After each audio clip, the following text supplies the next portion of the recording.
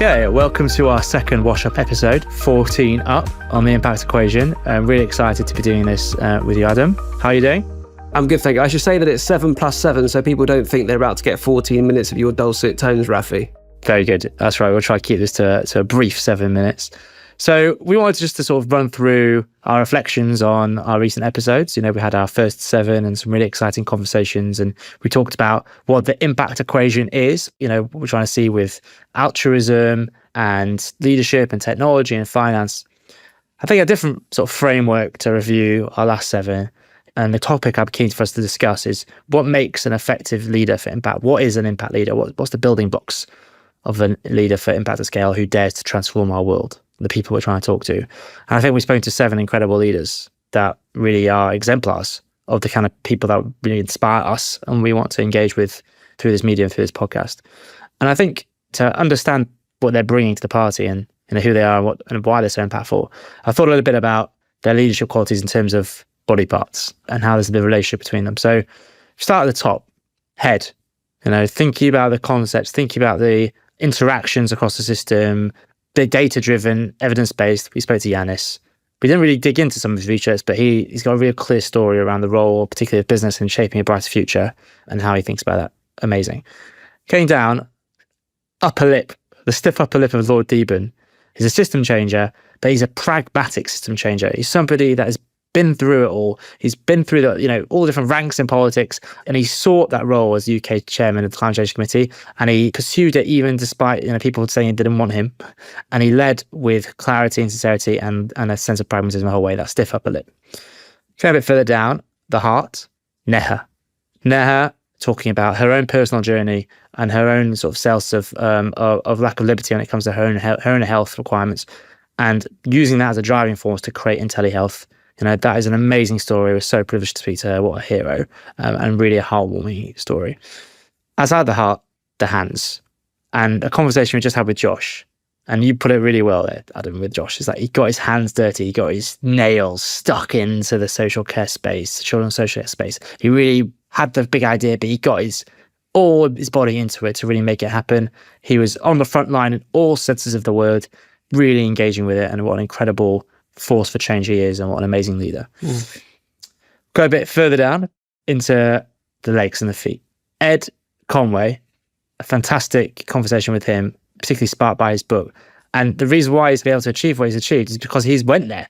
He's telling us about how he does his journalism. TV journalism is all about image. And he went to the mine and he saw what was going on there. They had to blast it all completely open and to get a piece of gold. And that's what sparked his interest in what's going on. So maybe it's a bit jumping back up from legs, actually his legs and his eyes, how he sees the world. I think that was an amazing story and an amazing conversation with Ed.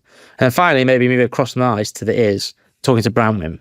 Branwyn plays with people. And what she really talked about, where I really took away from that conversation, was how much she prioritizes listening, hearing from the customers, hearing from the people in the housing association, what they're interested in, what they need, what is going to help them fulfill their own potential, and how important housing and the community they live in is as an enabler of that.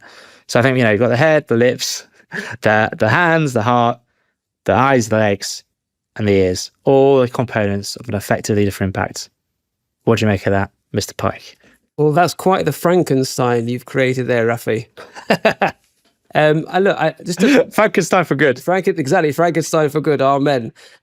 So I think, again, for me, just wanting to draw out a few of the bits I took away in particular from some of our conversations. I think the Neha conversation for me was really striking, and I've been thinking about since, is how Neha has been able to utilize existing capacity within the system and then effectively to use technology to make it more available, more accessible.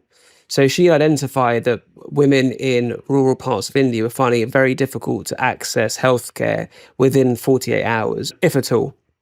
But actually, by utilizing existing capacity and linking it with telehealth solutions, she was able to help 9 out of 10 women in areas that she served reach healthcare within 8 hours, which is just transformative.